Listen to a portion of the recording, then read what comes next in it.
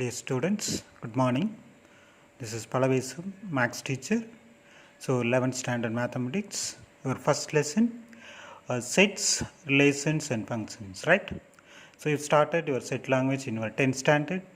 And now the small introduction. Set appears in all branches of mathematics. In everyday life, we have to deal with a different collection of objects, right? It's a introduction of set. And the word set is synonym with collection. So you know collection. And the main founder of set theory is George Cantor. And you can have the examples. So in higher secondary, you have to study the introduction and who is the founder, this and all your questions you have to read in free time. So this is first class, so I have written something for you. So how to define sets? Sets definition, you know that you are all very familiar. A set is a collection of well-defined objects, right? Well-defined, you know the meaning of well-defined objects. And the representation of sets, you have to type. The first one, roster or tabular form. The second one, set filter form. This all you completed in your 10th standard, right? So this all small revision.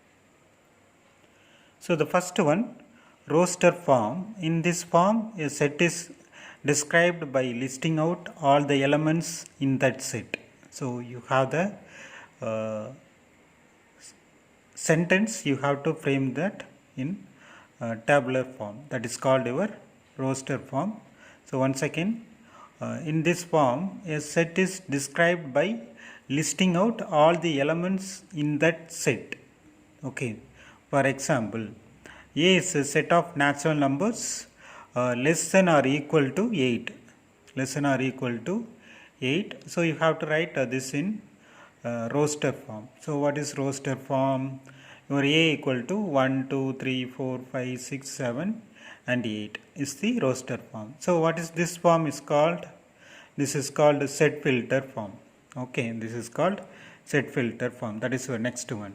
So in set filter form, in this form, a set is described by stating some property which must be satisfied by each element of that set.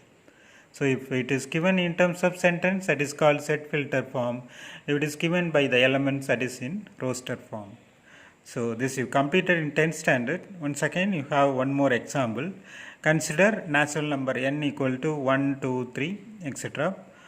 Set of natural numbers, right? N is represents natural numbers. So here your n can be written as x, set of all x such that x is a natural number. So the line you have to pronounce such that, and here you have to start set of all x such that x is a natural number is the set filter form of n. Okay, so it is clear.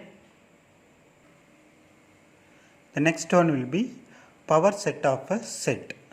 So if A is a set, then the set of all subsets of a set A is called power set of A. So what is power set? If a set, you have one set, right?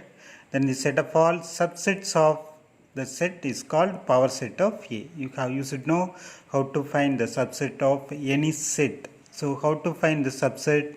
So suppose your A equal to 1, 2. Your subsets are empty set 1, 2 and 1 and 2. So this is called subsets. Okay. And how to denote the power set of any set is nothing but P of A. So whenever you have P of A, it represents power set. For example, your A equal to 1, 2, then the power set of A is given by P of A equal to empty set. So this is called empty set 1, 2, 1 and 2. So this is your power set of A. It is clear. So you should know how to find power set of any set. Like that, you have the operations like intersection, union, difference. This all you completed in your 10th standard. So I straight away started with the power set. The next one will be cardinality of a set. So what is cardinality of a set?